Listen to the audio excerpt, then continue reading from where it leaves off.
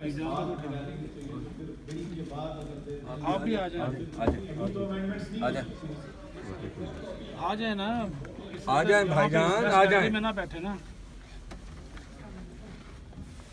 کیا ہو رہا ہے بھائی؟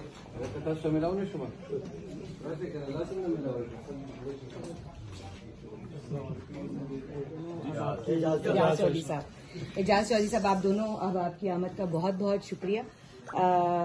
میں بحیثیت چیئرپرسن واک آؤٹ کمیٹی آپ کا نہ صرف شکریہ ادا کرتی ہوں بلکہ اس بات پر بھی شکریہ ادا کرتی ہوں کہ آپ جس طرح سے فوری طور پر اٹھ کر آئے ہم لوگوں کی بات سننے کے لیے. آج ہم نے سینٹ کی گیلری سے واک آؤٹ کیا اور اس کی بنیادی وجہ یہی تھی کہ جس طرح سے سینئر صحافی محسن بیگ پر نہ صرف یہ کہ غیر قانونی طور پر ان کو گرفتار کیا گیا، نہ کوئی وارنٹ تھا، نہ کوئی قانونی جواز موجود تھا، اور اس کے ساتھ ساتھ ان پر تشدد کیا گیا حوالات کے اندر، اور اس کے بعد سے اب بھی جو ہے وہ جناح اور آن لائن میں نہ صرف یہ کہ ایف آئی اے کی جانب سے چھاپے مارے جا رہے ہیں بلکہ وہاں پر باقاعدہ گھیراؤ کیا گیا ہے. اس کے ساتھ ساتھ نیوز ون کی جو نشریات ہے اس پر غیر قانونی طور پر جو ہے اور غیر اعلانیہ ایک بندش کا سلسلہ جاری ہے، اور کئی روز سے نیوز ون کی نشریات مختلف علاقوں میں نہ صرف یہ کہ بند ہے، اور اگر کہیں پر کھولی گئی ہے تو وہاں پر جو ہے وہ بالکل آخری نمبرز پر ڈال دی گئی ہے. پیمرا کی جانب سے نوٹس جاری کیا گیا تھا، اس نوٹس کا جواب دینے کا انتظار کیے بغیر جو ہے یہ نشریات بند کی گئی، اور پیمرا جو ہے وہ کیبل آپریٹرز پر ابھی بھی دباؤ جاری رکھے ہوئے. اس کے بعد تیسرا جو ہمارا بنیادی نقطہ ہے وہ ہے سینئر صحافی اور اینکر پرسن اقرار الحسن پر جس طرح سے تشدد کیا گیا. اس پر تمام صحافی برادری جو ہے وہ نہ صرف اس کی مذمت کرتی ہے بلکہ سراپا احتجاج ہے. پی ایف یو جے کی جانب سے بھی آج ایک ملک گیر احتجاج کی کال دی گئی ہے انہی تینوں ایشوز کے اوپر، اور اسی لیے جو ہے وہ آج کی مذمت کرتی ہے بلکہ سراپا احتجاج ہے. پی ایف یو جے کی جانب سے بھی آج ایک ملک گیر احتجاج کی کال دی گئی ہے انہی تینوں ایشوز کے اوپر، اور اسی لیے جو ہے وہ آج واک آؤٹ بھی کیا گیا ہے. تو آپ احباب کی نظر یہ تمام جو ہیں یہ ہم اپنے مسائل جو ہیں وہ رکھ رہے ہیں. صدر پی آر اے صدیق ساجد صاحب سے گزارش کروں. اعجاز صاحب آپ کا بہت مشکور ہوں کہ آپ تشریف لائیں. یہ ہم کو اس کو انفرادی مسئلہ تو نہیں سمجھتے ہوئے کہ یہ ہمارے لیے تو ایک آزادی صحافت کا ایشو بن گیا ہے کہ تنقید جو ہے وہ برداشت یہ حکومت نہیں کر رہی بالکل ہی، اور ایسے اقدامات لیے جا رہے ہیں جو کہ کبھی تو مشرف یا کسی ڈکٹیٹر کے دور میں بھی نہیں لیے گئے تھے. ہم اس بات پہ نہیں چاہتے کہ انہوں نے گن تانی یا ہوائی فائر کیا یا نہیں کیا. ہم کہتے ہیں کہ جو طریقہ کار اختیار کیا گیا اس کی جو ہے وہ بالکل جو ہے کوئی قانونی حیثیت نہیں. کل ایڈیشنل جو سیشن جج تھے انہوں نے ایک فیصلہ دیا، اس فیصلے کو بھی نہیں مانا گیا اور الٹا ان کا جا کر استاد دہشت گردی کی عدالت سے ریمانڈ لیا گیا. اب محسن بیگ صاحب کو یعنی کہ دہشت گرد قرار دے دیا گیا، اے ٹی اے ان کے اوپر لگا دی گئی ایک صحافی کے اوپر. اتنا بھی نہیں جو ہے وہ آگے جانا چاہیے اور کہ یہ ساری چیزیں ہو جائیں. حالانکہ جو مراد سعید کی اپلیکیشن ہے اس میں کسی طور پر بھی وہ آپ دیکھ لیں جو ایف آئی اے کا کیس ہے اس میں کسی طور پر بھی یہ بات نہیں لکھی گئی کہ انہوں نے بشرا بی بی کے بارے میں بیگ صاحب نے کوئی بات کی ہے یا اس میں مراد سعید کا انہوں نے نام لیا ہو. انہوں نے ریحام خان کی کتاب کا ذکر کیا، یہی پیمرا کے نوٹس میں بھی یہ بات اس میں لکھی ہوئی ہے. لیکن اس کے باوجود جو 9 بجے صبح 9 بجے لاہور کے ایف آئی اے آفس میں جو بھی انصاف کے تقاضے ہوں گے اس سلسلے میں پورے کیے جائیں گے. دوسری بات نیوز ون کی گئی ہے، اس میں میں سمجھتا ہوں کہ سارے ادارے کو تو شاید متون نہیں کرنا چاہیے، اس کو زیر بار نہیں لانا چاہیے. جو لوگ جو بات کرتے ہیں انہی کو اس کا ذمہ دار ٹھہرایا جانا چاہیے. البتہ وہ پیمرا کا ایک آپ کو معلوم ہے آپ ہی کا ادارہ ہے اور اس کے اپنے قواعد و ضوابط ہیں، لیکن میں سمجھتا ہوں کہ اس کو بھی ریزالو کرنے میں ہم انشاءاللہ تعالی آپ کی آواز بنیں گے. تیسری بات یہ رہی ہے، دیکھیں میں آپ سے عرض کرتا ہوں کہ محسن بیگ صاحب کو میں بھی عرصہ دراز سے جانتا ہوں اور ہی از مور دین این جرنلسٹ.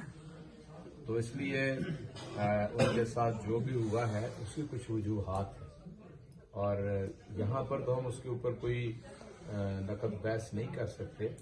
چاہتے یہ ہیں کہ وہاں پر بھی انصاف کے تقاضے. جی بالکل، اور بالکل میں اس کے حق میں نہیں ہوں کہ جو آپ کے دفاتر ہیں، کیونکہ مجھے رات ہی جب 10 بج کر کچھ منٹ پہ افضل بٹ صاحب کا میسج چلا ہے तो जो सहाफ़ियों में मेरे बहुत ही करीबी दोस्त हैं उन्होंने मुझ तक ये बात पहुंचाई और मैंने मुतल्लिका काम तक पहुंचाई कि दफातर के अंदर आप ना जाएं, इतने जिम्मेदार लोग हैं कि आप इन्हें अगर टेलीफोन पे भी कहें कि ये चीज़ रिक्वायर्ड है। सदीक साजिद साहब और PRA के अरकान, पहली बात तो यह है कि मैं तो एक सियासी कारकुन हूँ और सियासी कारकुन और जो सहाफ़ी हैं ये जद्दोजहद की अलामत है किसी भी महज़ूब मुआशरे में।